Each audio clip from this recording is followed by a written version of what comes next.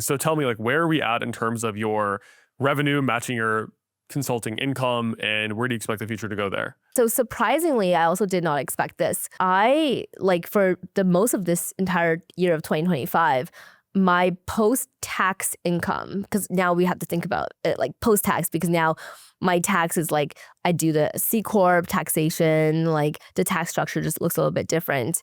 My post-tax income is actually very similar to my BCG salary, excluding the bonus. So my BCG salary monthly compared to now post-tax is very similar. It's like a little bit shy of it, but I'm very comfortable with that. Like I'm okay with that.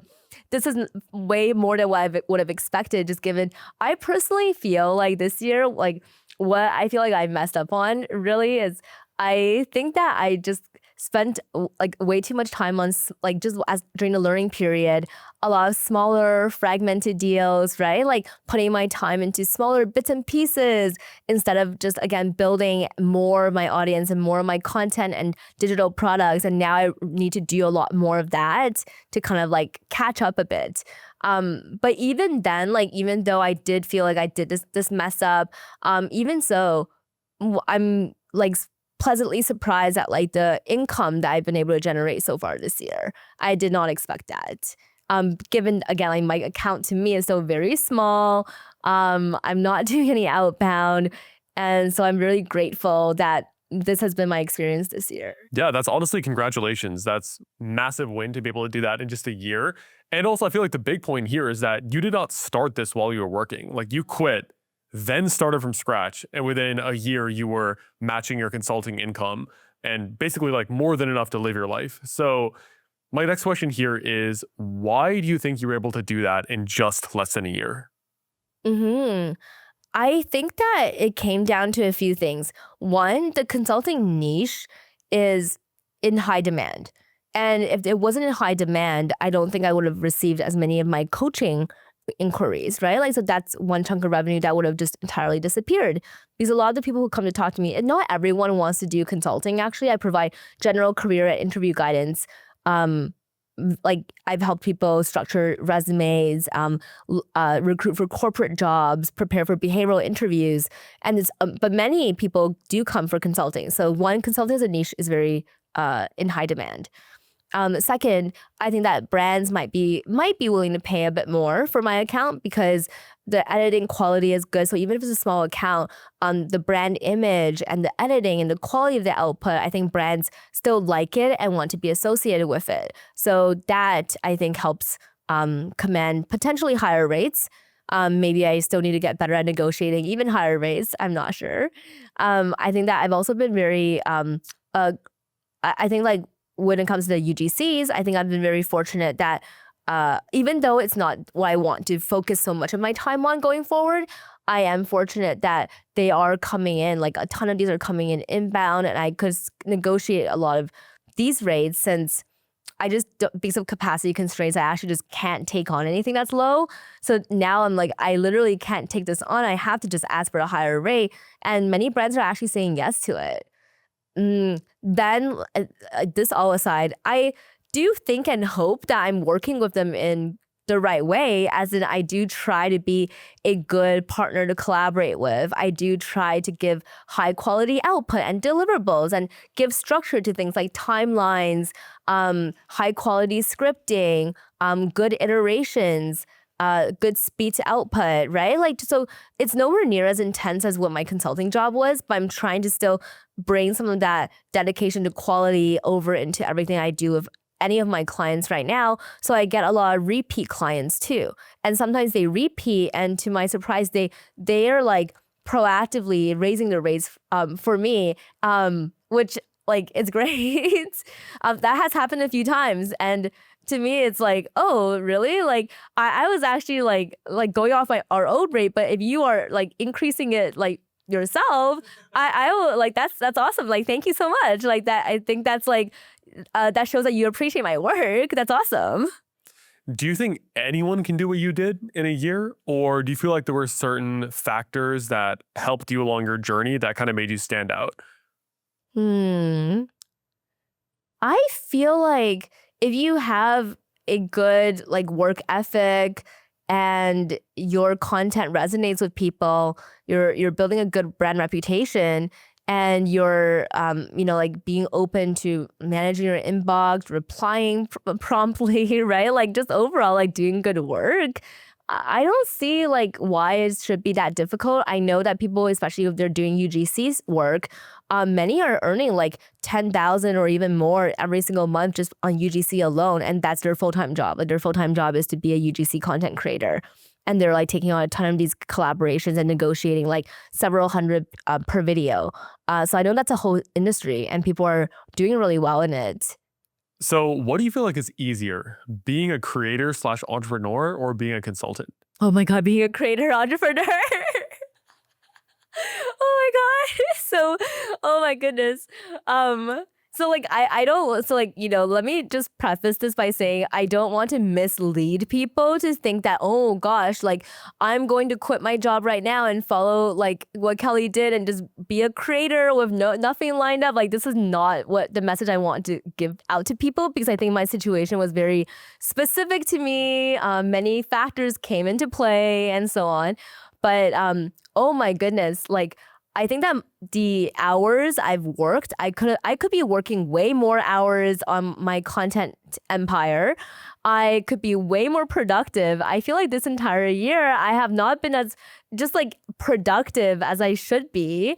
I should be growing my audience way more actually. Like so I feel like right now, like to me, I've like in my mind, I feel like I personally just like slacked off all year of 2025, like lived this like very slow, slacked, like social, goes to the gym, goes to coffee walks, like maybe I'm late to like, not late, but like still good, but like I'm not replying to emails the same day. Like I'm just like, oh, I'll get to it tomorrow, like, all of that. I feel like really relaxed. And in consulting, I would never feel this way. In consulting, I'm giving 110% just to stay afloat. Like I had so much white hair in my early mid 20s in consulting, and I still think it's a great boot camp. I'm so glad I did it, but the stress and the intensity, it's a lot. And I think that if I were to start my own company, like a own business, like a startup, I think that would end up getting really crazy too, for sure. But right now, what I'm doing when it comes to just like content, making videos, and I'll be launching some digital products. It's not like intensely like active management and maintenance every day, right? Even after I launch it, there will be a lot of work, but it's not like so crazy like the way consulting was.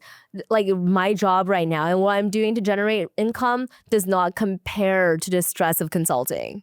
So, one big thing I've noticed with your brand is that actually, you tell me like how many followers do you have on each platform currently? Right now in Kelly career mode, it's about 30,000 on Instagram. So that's why I say like so super baby accounts. Almost 10,000 on Rednote, like the Chinese app, and 13,000 or so on TikTok. Almost there. So I'm rounding up the numbers just slightly. Nice. So, what I want to call attention to here is I think a lot of people think you have to have millions of followers to make a full-time income. I actually told a friend last year when I quit my job that I quit and I was doing this full time. And he was like, bro, don't you have to have like 2-3 million followers to even, put food on the table?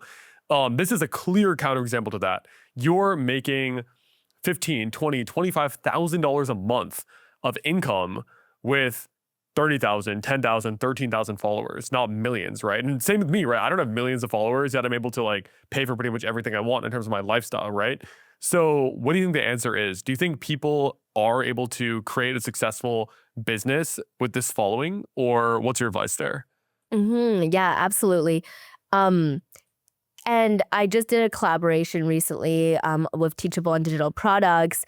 I haven't even launched my digital products yet. I'm like, this is what I mean. Like, oh my God, this year I've been so like personally just like, oh, it's too slack. I need to enter that lock-in The era. gray lock-in. Yeah, I need to enter this great lock-in era ASAP, actually. But I think once I launch my digital products with my current following, even I almost like expect my digital products to exceed all three of these revenue sources combined, and I haven't launched it yet.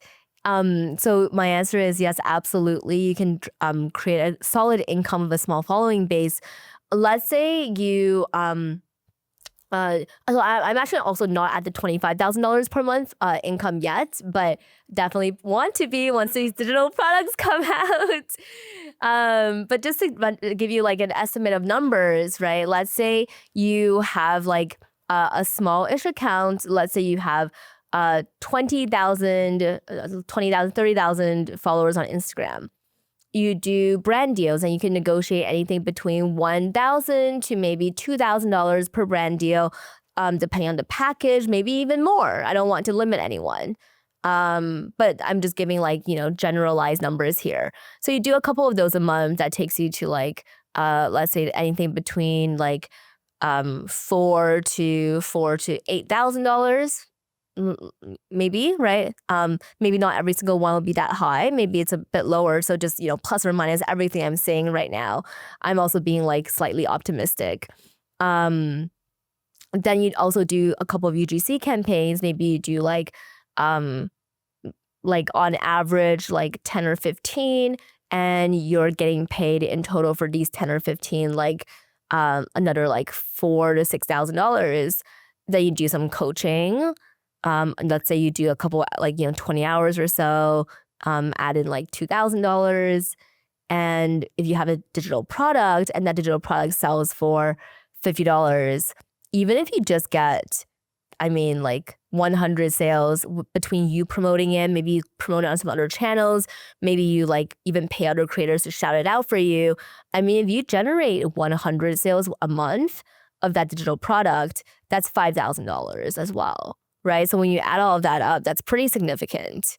Yeah, this is what's interesting here is I think the modern day creator has multiple streams of income, whereas the modern business usually just has a business, right? They don't have multiple streams. So I think this is really inspiring because it shows that you don't have to be like to the moon with any one of these things. You can just have like decent traction with some sponsorships, some UGC, some coaching on the side, some digital products, and then that all together can kind of add up to that glorious 10K a month. Yeah, like more than 10K. Yeah, you can definitely do more than 10K. Yeah. I think over 10K, like if it's just like UGC alone, if you're doing that, it can be over 10K a month for the people who are like a lot more invested and focused in that. Then for the digital products, I know some other creators, they're also bigger, but they launched their digital products. It's like the first couple months, they're selling many thousands of these products. And if you think about it, if your product is priced at even like just $30, if you sell 1,000, that's $30,000 in the first few months. If you're trying to leave the 9-to-5 and build a business, this book has to be on your desk. $100 Million Money Models by Alex Hormozi. The whole $100 million series genuinely changed the game for me. It helped me nail offer structure, pricing and packaging, and how to pick models that actually scale, not just sound good on paper. I credit this series to helping me build $1 million business in my 20s after leaving my corporate job. Now here's the fun part. I bought 200 copies to give away to listeners who want to start or level up their business. Here's how to get yours. You need to leave a review on Apple Podcasts or Spotify. An honest review, you can say whatever you want, screenshot it, and just email the screenshot to reviews@manazir.org. We'll then send you a link to claim a free copy. We cover the cost of the book, you just cover shipping. That's it. If you want the ultimate resource to get serious about your offer and revenue model, this is it. So just leave a review, screenshot it, and email us. There are only 200 copies available, so do this as fast as possible.